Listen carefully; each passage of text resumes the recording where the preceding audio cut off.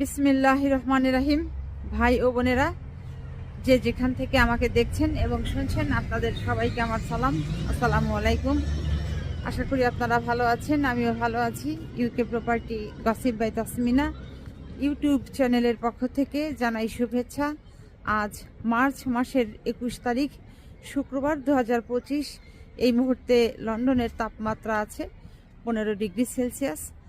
তবে আকাশটা মেঘে ঢাকা, তেমন একটি সূর্যের প্রখরতা আছে দেখতে পাচ্ছি না। তো যাই হোক, বাংলাদেশেও মনে হয় বেশ ভালোই গরম, যেহেতু চৈত্র মাস। আর বেশি গরম পড়ার কারণে সম্ভবত বাংলাদেশের বরগুনা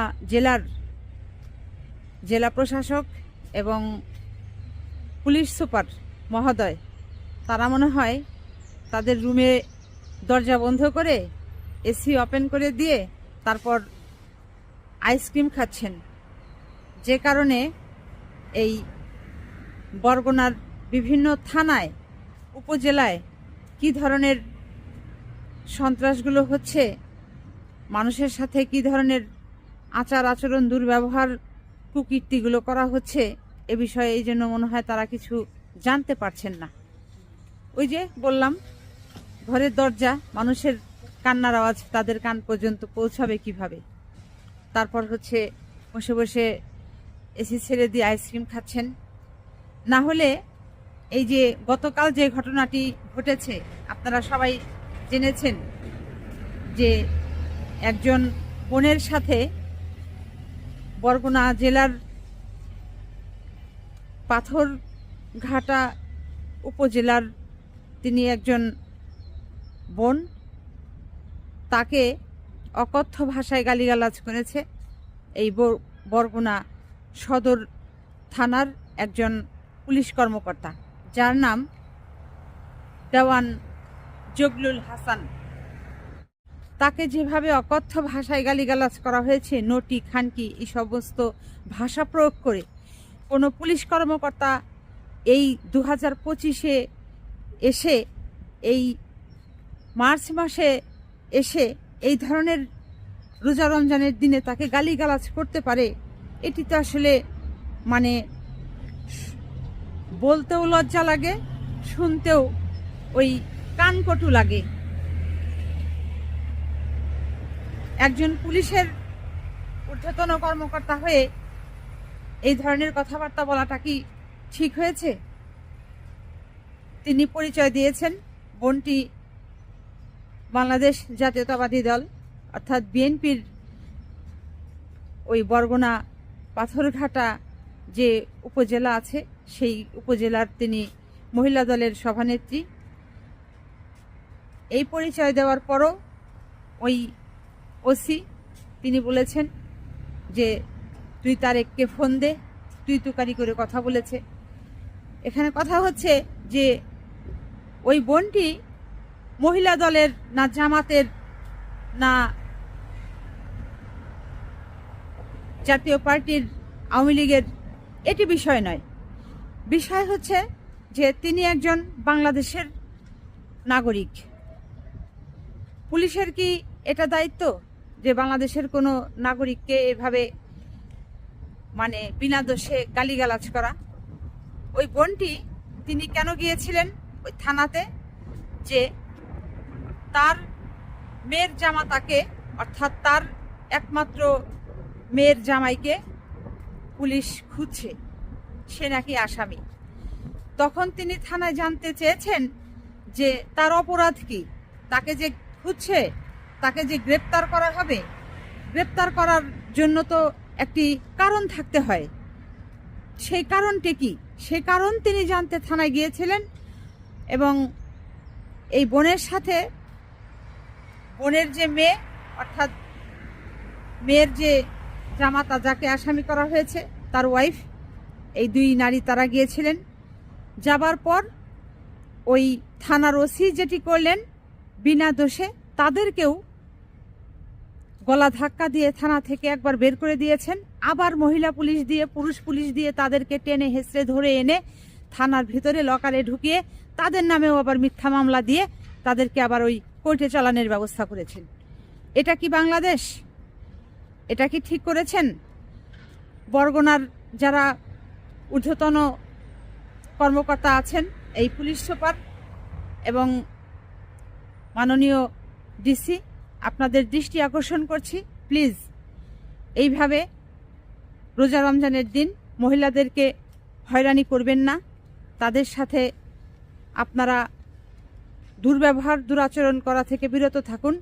এই 2025 সালের মার্চ মাসে এসেও যদি আপনারা এই ধরনের ব্যবহার করেন, পুলিশদের কাছ থেকে নারীরা এই ধরনের ব্যবহার পায়, বাংলাদেশের জনগণ এ ধরনের ব্যবহার পায়, তারা যদি ন্যায় বিচার না পায়, আপনাদের কিন্তু অতীত ভুলে গেলে চলবে না।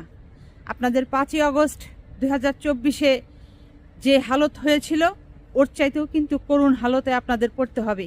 এটি আপনাদের মনে রাখা দরকার, এটি আপনাদের ভুলে গেলে চলবে না। বরগুনা জেলার পাথরঘাটা উপজেলার মহিলা দলের নেত্রী বোন ইসরাত জাহান শিরিন, তিনি আরও যেটি সংবাদ সম্মেলন করে জানিয়েছেন যে তার বৃদ্ধ পিতা এই বরগুনা সদর থানাতে এসেছিলেন। এসে এখানকার যে কর্মকর্তা আছে, ঊর্ধ্বতন পুলিশ কর্মকর্তা, তাদের পায়ে পর্যন্ত তিনি ধরেছেন, কেঁদেছেন যে তার মেয়েটিকে এবং তার নাতনিকে যেন ছেড়ে দেওয়া হয়। এরপরও এই পুলিশদের মন গলেনি, তাদের বিরুদ্ধে কোনো মামলা নেই, তাদের বিরুদ্ধে কোনো সাধারণ ডায়েরি নেই। মানে শুধু একটি প্রশ্ন করার কারণে আজ দেখেন বাংলাদেশে মা এবং মেয়েকে থানায় কিভাবে আটক করা হয়েছে। তাদের নামে এই থানার ওসি তারা সকলেই মিলে মিথ্যা মামলা দিয়ে তাদেরকে হয়রানি করছে। এখন বাংলাদেশে শাসন কি আছে? বাংলাদেশটা গত 15-16 বছরে যেরকম শাসন ছিল না, বিনা শাসনে চলেছে, জুলুম অত্যাচারের ভেতর মানুষ বন্দী ছিল, এখনও সেই অত্যাচারের জাল থেকে ছুটে আসতে পারেনি, বের হতে পারেনি। তো যে পুলিশ, এই যে পাথরঘাটার যারা থানার পুলিশ কর্মকর্তা আছে এবং বরগুনার সদর থানার যারা পুলিশ কর্মকর্তা যারা এই ঘটনার সাথে সম্পৃক্ত আছে, তাদের দৃষ্টান্তমূলক শাস্তি দাবি করছি এবং অতি দ্রুত এই সমস্ত পুলিশদের অনৈতিক কাজের সাথে সম্পৃক্ত থাকার জন্য তাদের বহিষ্কারের দাবি করছি। এখানে আরও একটি বিষয় বলে রাখি, সেটা হলো যে কয়েকদিন আগে আমরা বিভিন্ন পত্রপত্রিকাতে যে খবরটি পড়লাম, পড়ে জানতে পারলাম যে এই বরগুনা সদরের একজন ওসি, তিনি বালিশ বানাতে দিয়েছেন একজন দর্জির কাছে, বাজারে দোকানে এক দর্জির কাছে বালিশ বানাতে দিয়েছেন। সেই বালিশ তিনি যখন আনতে যান, তখন তিনি কি করলেন, যে দর্জি বালিশ বানিয়েছে তাকে মানে ভীষণ রকমের গালিগালাজ করলেন, তার শার্টের কলার ধরে তাকে চর কিল ঘুষি থাপ্পড় মারলেন, মেরে তার জামা কাপড় ছিঁড়ে ফেললেন, তাকে মাটিতে একেবারে ফেলে দিলেন। তারপর ওই ওসির মোটর সাইকেল দিয়ে ওই দর্জি দোকানদার, যে এখানে দর্জির কাজ করত, তার সেলাই মেশিন মোটর সাইকেল উঠিয়ে দিয়ে মানে চুরমার করে ফেললেন। তারপর তার যে চেয়ারে তিনি বসতেন সেগুলো তিনি হাত দিয়ে ভেঙে চুরে ফেললেন। তো এগুলো কি ওসি?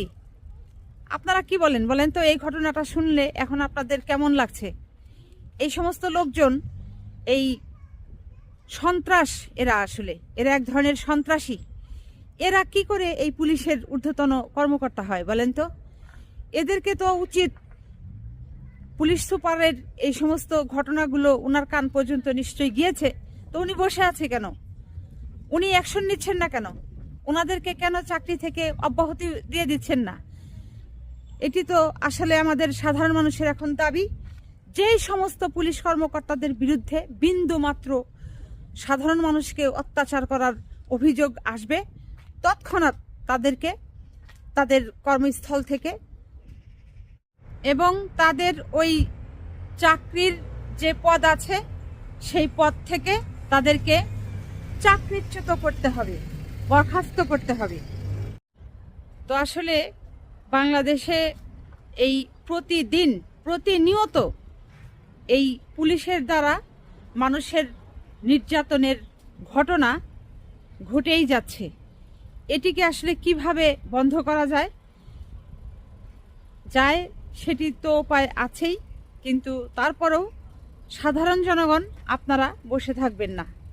এই যে দেখেন, আজ যে বোনটি পাথরঘাটার যে বোনটি নির্যাতনের শিকার হয়েছে, তার মেয়ে নির্যাতনের শিকার হয়েছে, তারা এরকম সাংবাদিকদেরকে ডেকে তারা কথা বলছে।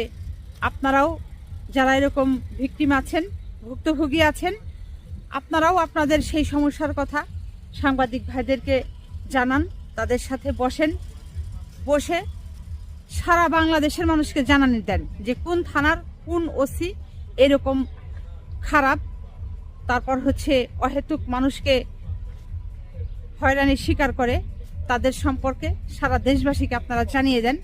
দেখবেন যে সেই দিন বেশি খুব দূরে নয় যেদিন তারা বিচারের সম্মুখীন হবে এবং শাস্তি পাবে। তো আজ এখানেই শেষ করব। সবাই ভালো থাকবেন, সুস্থ থাকবেন এবং আমার জন্য দোয়া করবেন। আমার এই চ্যানেলটিতে লাইক, কমেন্ট, শেয়ার এবং সাবস্ক্রাইব করবেন। আসসালামু আলাইকুম, আল্লাহ হাফেজ।